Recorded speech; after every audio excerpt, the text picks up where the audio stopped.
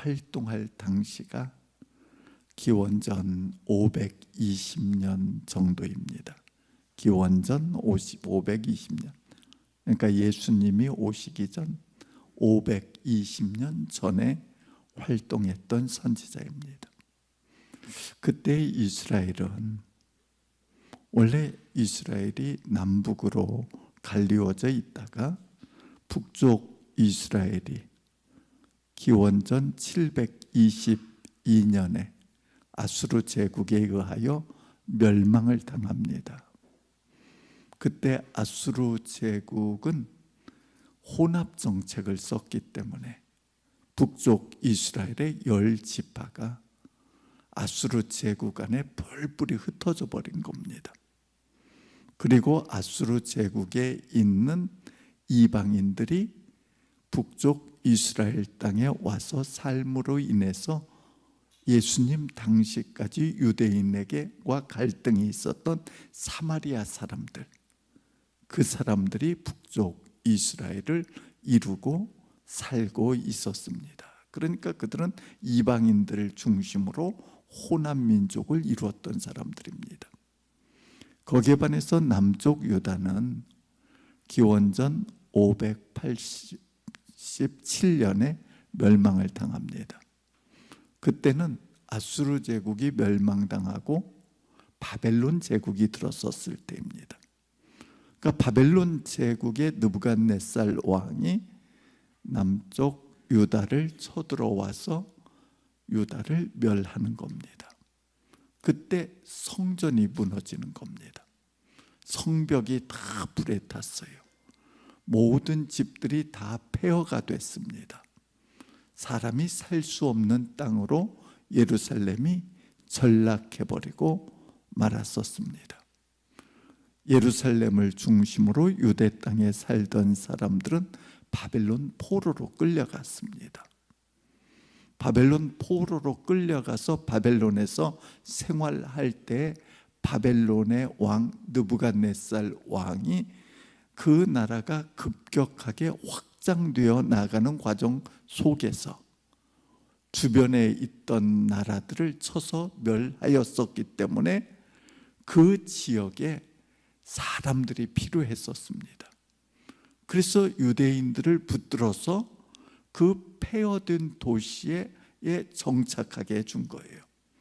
그래서 폐허된 도시를 중심으로 유대인들이 다시 일구어 세워서 그곳에서 그들이 자신들의 공동체를 유지하며 살고 있을 때 기원전 539년에 바벨론이 소위 메대와 파사라고 하는 나라에게 멸망을 당하는 겁니다.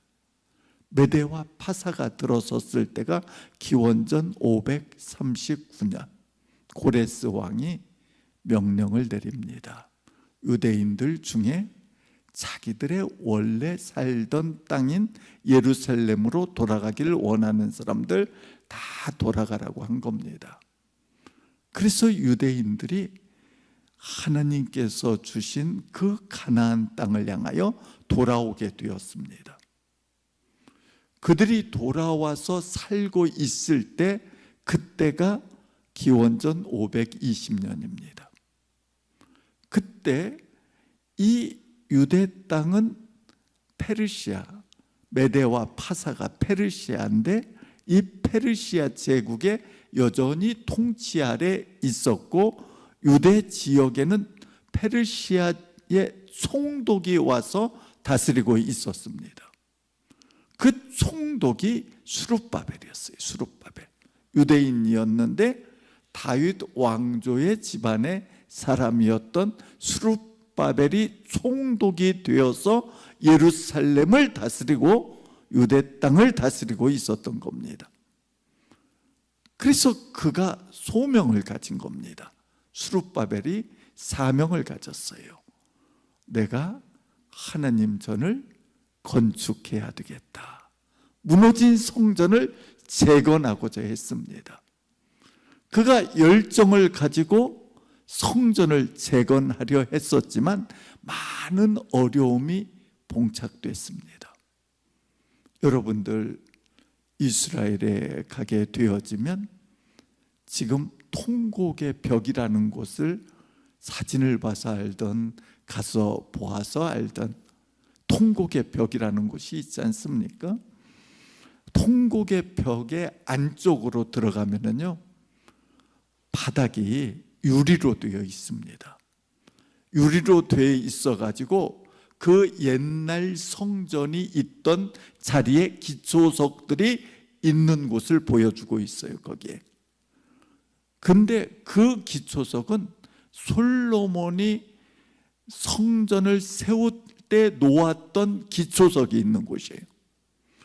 그 기초석이 얼마나 크고 웅장한 돌로 이루어졌는지, 그 돌을 어디에서 가져왔는지 이해가 안 되는 그 돌들로 기초가 세워진 겁니다.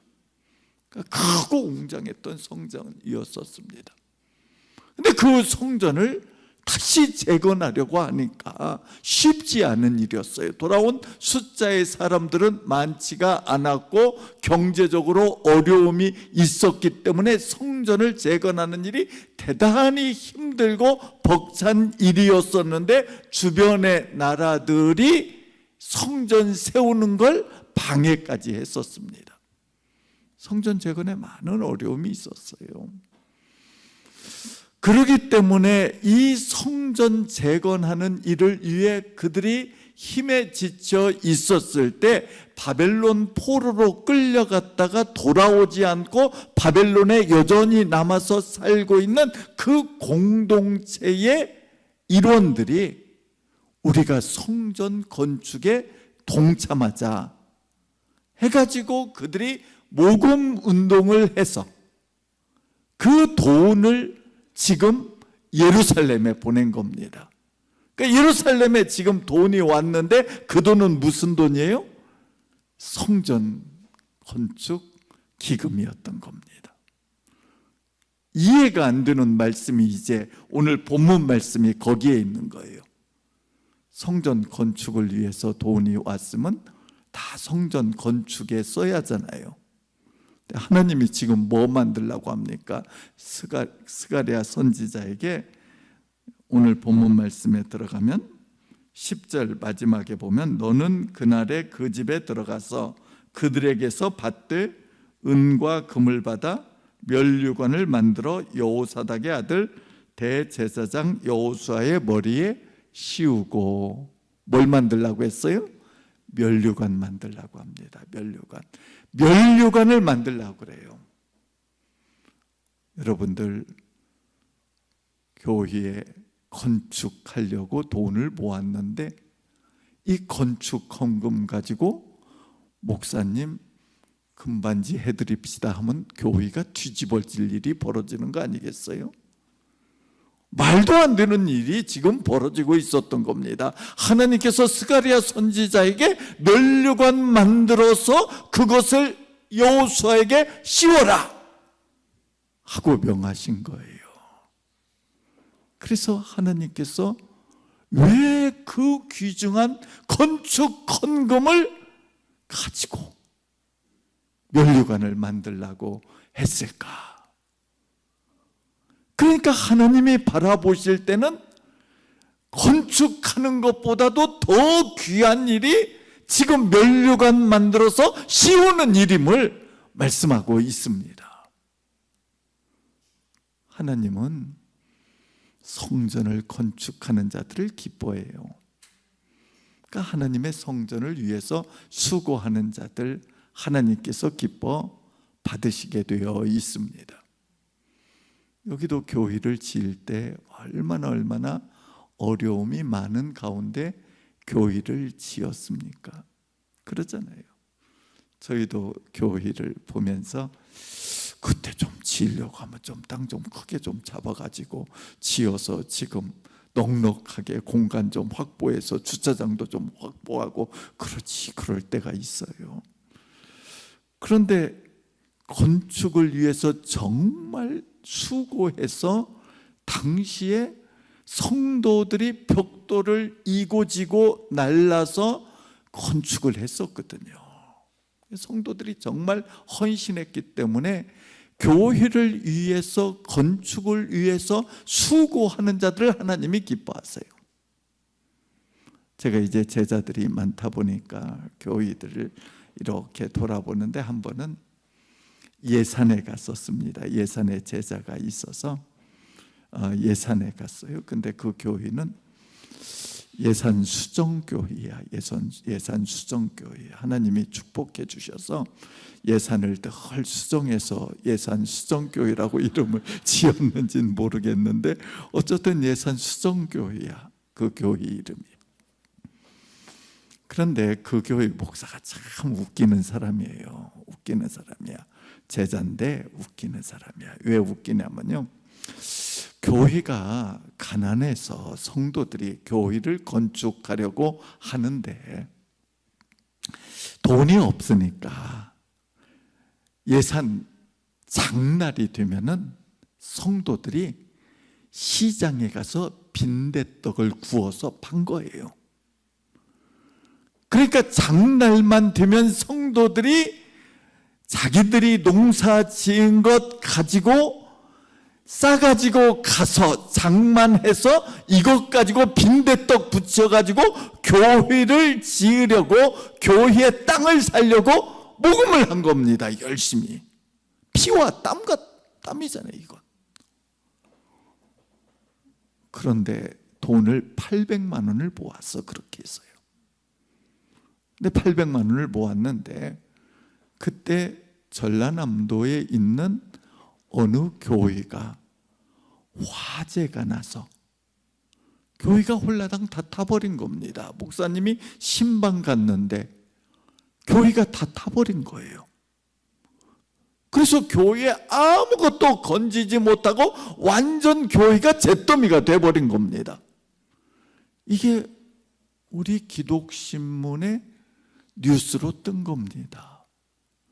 그러니까 이 예산 수정교회 담임 목사님이 성도들한테 우리 800만 원 있는 거 갖다 줍시다, 그런 거예요. 정신이 나가도 보통 정신 나간 사람 아니잖아요. 왜냐하면 자기네들은 땅도 없는데, 저 교회는 불에 탔더라도 땅이라도 있잖아요. 그러지 않겠어요? 그런데 거기다가 갖다 주자고, 그 교회 재건하게 헌금하자고 한 겁니다. 그래서 그 800만 원을 갖다 주었어요. 그 교회에 가서 이야기하니까 목사님이 눈물을 흘리면서 정말 감사하다고.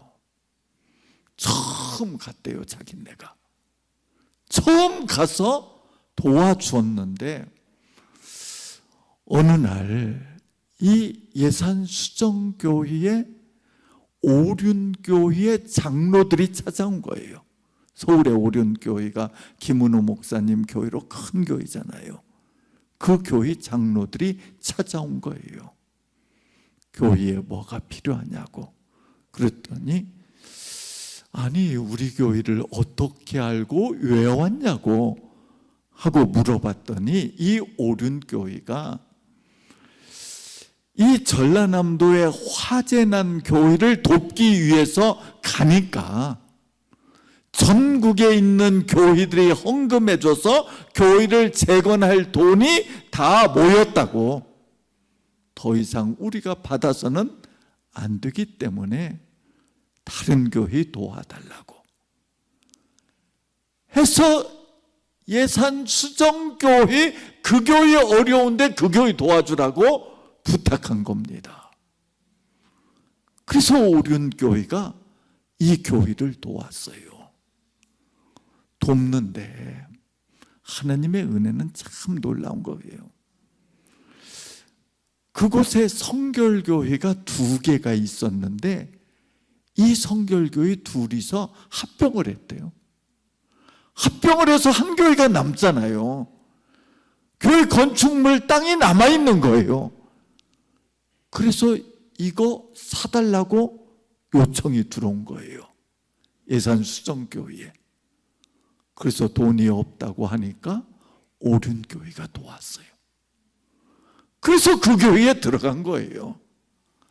하나님은 참 기막히게 일하시는 모습을 바라보면서 하나님은 누구를 좋아하냐면 교회를 세우기 위해 헌신하는, 눈물 흘리는 성도들의 모습을 바라보며 기뻐하시고 그들을 축복하시는 은혜가 임하게 되어 있습니다.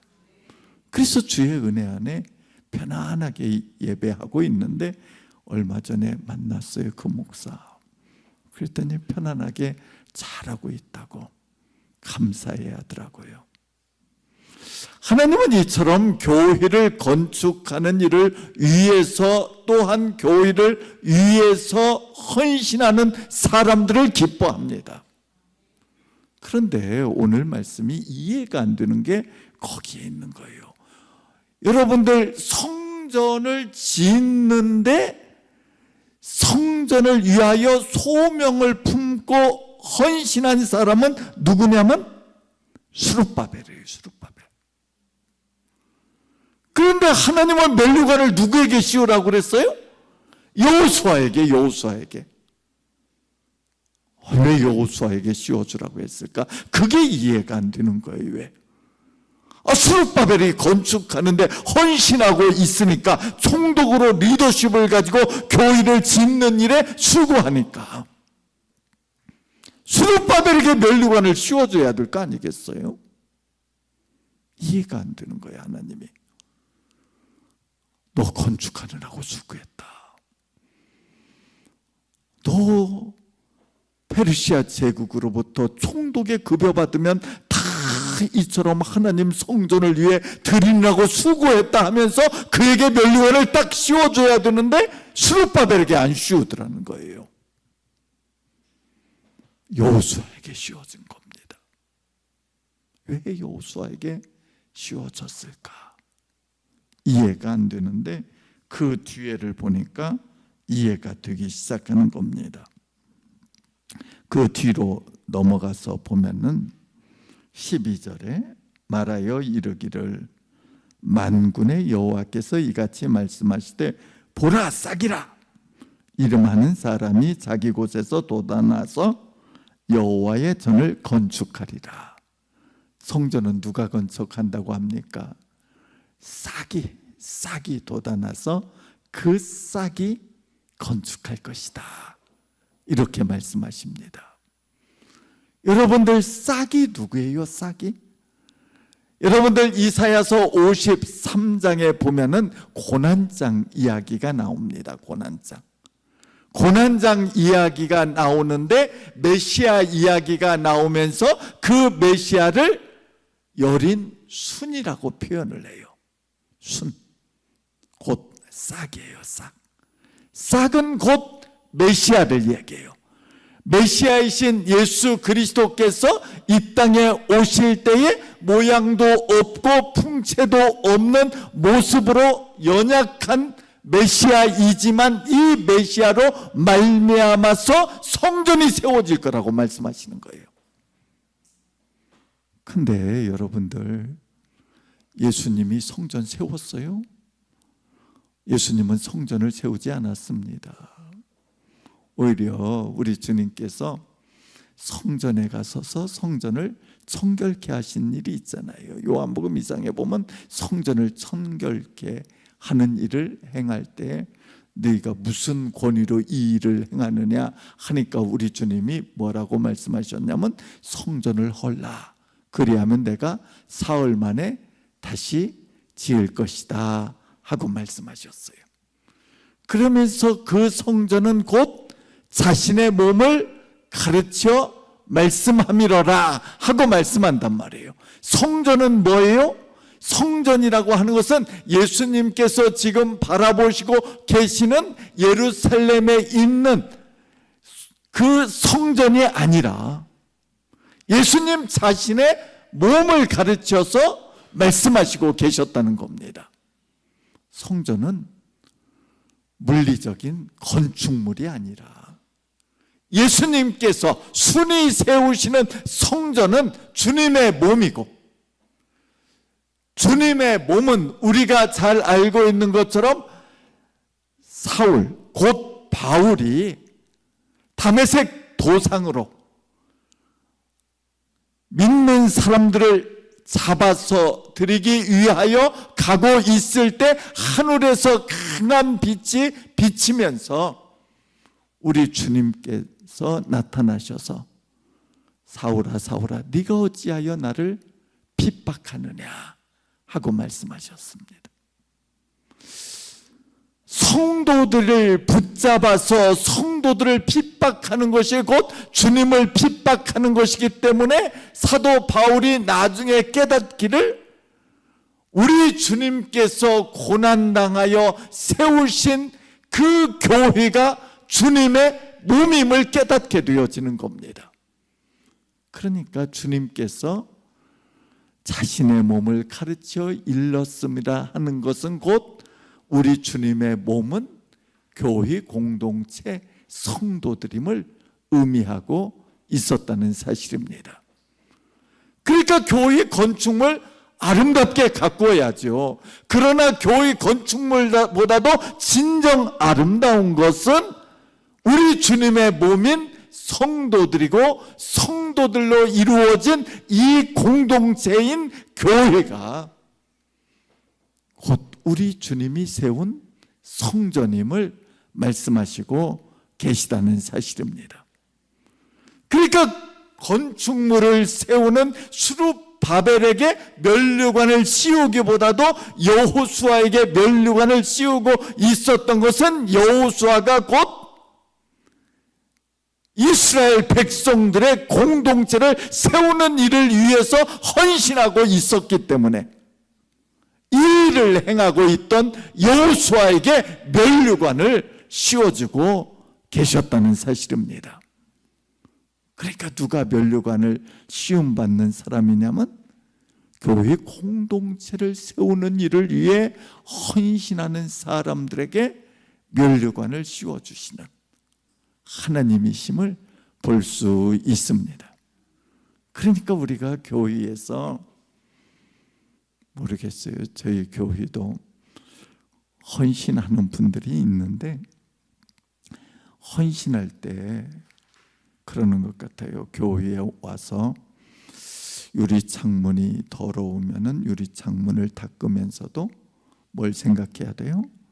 우리 성도들이 이 문을 통해 들어올 때 이곳을 바라보면 마음이 편안해지게 내가 유리창 닦아줘야지. 내가 유리창을 위해서 유리창을 닦는 게 아니라 교회의 성도들이 사용할 문을 바라보면서 성도들을 생각하며 유리창을 닦는 성도의 모습을 우리 하나님이 기뻐 받으신다는 사실입니다. 저희 처가 가끔가다 열받을 때가 한 번씩 있어요. 어느 때 열받냐면 교회에서 이렇게 남자들은 여자 화장실 들어갈 일이 없잖아요. 저희 처가 여자 화장실 잘 들어가잖아. 아무래도 여자 화장실에 들어갔다가 화장실에 물이 안 내려져 있거나 그대로 있으면은 씩씩거리며 열받아가지고 저한테 와서 따져요. 왜 교회에 청소가 안 돼 있니 어쩌냐면서 불만을 표시할 때가 있어요. 그런데 우리가 그러잖아요. 내가 교회를 나가기 전에 교회의 화장실 한번 쫙 돌아보면서 우리 성도들이 와서 사용할 곳이기 때문에 내가 깨끗하게 유지해주고 갈 때 우리 성도들이 얼마나 행복하고 편할 것인가 하고 생각하면서 내가 돌아보게 될 때 우리 주님이 공동체를 세우기 위해서 내가 성전을 깨끗하게 하는 이 모습을 바라보면서 우리 하나님이 기뻐 받으시고 교회 공동체 성도들을 섬기기 위하여 애쓰는 이 성도들에게 면류관을 씌워주시는 은혜가 임하게 되어 있습니다. 우리는 오늘 본문 말씀에 하나님께서 누구를 기뻐하시냐면 교회 공동체를 세우고 있는, 그래서 주님의 몸된 교회를 섬기는, 성도들을 온전하게 세우는 일을 위해서 헌신하는 사람들을 기뻐하고, 믿음으로 주님 나라 바라보는 사람들에게 면류관을 씌워주시는 은혜가 임하게 되어 있습니다. 여러분들, 사도 바울이 그런 얘기를 합니다. 내가 전제와 같이 부음의 때가 되었음을 이야기하면서 이제 제사의 마지막 단계에 이르는 것처럼 내가 이제 주님 앞에 설 날이 멀지 않았음을 바라보며 디모데에게 이야기를 하는 겁니다. 이제 내가 달려갈 길 다 달렸으니 내 앞에 면류관이 있음을 바라보면서 나뿐 아니라 나와 같이 믿음에 경주하는 모든 성도들에게 면류관이 예비되어 있음을 말씀하고 있습니다. 우리는 교회를 세워서 우리 주님께서 우리를 위하여 예비하신 그 면류관을 받았으며 하나님 안에서 기뻐하며 사는 하나님의 백성들이 되어야 합니다. 그래서 오늘 본문 말씀에서도 말씀하시기를, 면류관을 14절 마지막에 보면 여호와의 전 안에 두라 하시니라. 그 여호수아에게 씌웠던 그 면류관을 성전 안에 남겨두라 해서 성전을 위해서, 곧 교회 공동체를 세우는 일을 위해서 헌신한 이들에게 면류관을 씌워주실 것을 말씀하고 계신다는 사실입니다. 그렇기 때문에 내가 교회에서 직분을 맡은 게 얼마나 큰 축복인가 하는 것을 생각하며 사는 하나님의 자녀가 되어야 하는 겁니다. 내가 권사가 됐다는 건 얼마나 큰 축복이에요. 왜? 남들이 할 수 없는 영역의 일을 내게 맡기셨기 때문에, 내가 곧 성도들을 온전케 하는 일을 위해 나를 세우셨기 때문에 내가 얼마나 큰 은혜와 특권을 받아 누리고 있는가를 생각하며 하나님 앞에 감사하며 맡겨진 일 잘 감당하여 성도들을 세우고 교회를 온전케 하여 하나님 앞에서 면류관 쓰며 기뻐하며 사는 하나님의 백성들이 되어야 합니다. 장로님들도 마찬가지고 교회 재직들 다 마찬가지입니다. 내게 주어진 특권, 곧 내가 교회에서 성도들을 온전케 세우는 일에 맡겨진 일이 짐이 아니라 내게 준 특권인데, 곧 이는 나로 면류관을 쓰게 하기 위한 직분을 맡겨주셨음을 생각하며, 우리는 내가 재직으로 맡겨진 일에 충성하여 그 직분을 감당하며 사는 하나님의 백성들이 되어야 합니다. 그런데 누가 이 면류관을 쓸 수 있냐면, 오늘 말씀에 나타나고 있는 것처럼 어린 싹 순이, 여린 순이 그 면류관을 쓰게 되어 있다는 거예요. 교회 공동체를 세울 수 있는 사람들은 항상 여린 순이어야 돼요. 여린 순. 여린 순이 되지 아니하고 교만하게 되어지면 절대 교회 안에서 면류관을 쓸 아름다운 사람이 될 수가 없다는 사실입니다. 여러분들 아시다시피 물이 얼게 되면 얼음이 되잖아요. 얼음은요, 이게 그릇에다가 담으면 공간만 많이 차지하고 남들을 자꾸 부딪히게 되어 있습니다. 그러나 물은 항상 그릇에 순응하며 사는 그렇기 때문에 순응하는 모습이 있는 물과 같이 나를 내세우지 아니하고 교회에서 어느 곳에 있든지 그 그릇에 순응하고 순종하며 살아나가게 되어지면 결국 교회에서 아름다운 일을 이룰 수 있는, 여린 자가 일을 이루지 딱딱한 얼음과 같이 되어 있는 사람들은 자기 주관, 자기 중심만 교회에서 내세우게 되어지만 결코 아름다운 일을 이룰 수가 없는 사람으로 전락해버리고 만다는 사실입니다. 여러분들 교회는 걱정이 돼요? 저희 교회는 별로 걱정이 안 돼요. 왜냐하면 저는 제가 후임 목사로 있으면서 제가 저희 교회에서 23년째 목회를 하고 있거든요. 그건 뭘 의미하냐면 저는 은퇴해도 성도들이 그렇게 큰 충격을 받질 않아요. 근데 여러분들은 다 조 목사님이 이 교회 세워서 이곳에서 함께 너무 오랫동안 살아왔잖아요. 그러니까 조 목사님 틀에 다 익숙해진 사람들이에요. 그러니까 거기에 얼마나 익숙해져 있는지 몰라요. 그러다 보니까 저희 교회에서 제가 주보를 한 줄 바꾸는데 10년 걸렸어. 10년. 주보 한 줄 바꾸는데 10년. 주보 한 줄 바꾸면요 대번에 반응이 옵니다. 왜 바꿨습니까? 왜 그렇게 바꿨습니까?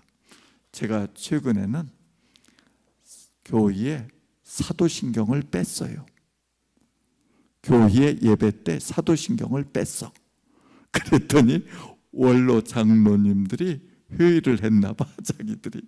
그래서 그거 왜 뺐냐고 저한테 시무 장로님들을 통해 이야기가 들어왔어요. 그래서 제가 얘기해 줬어요.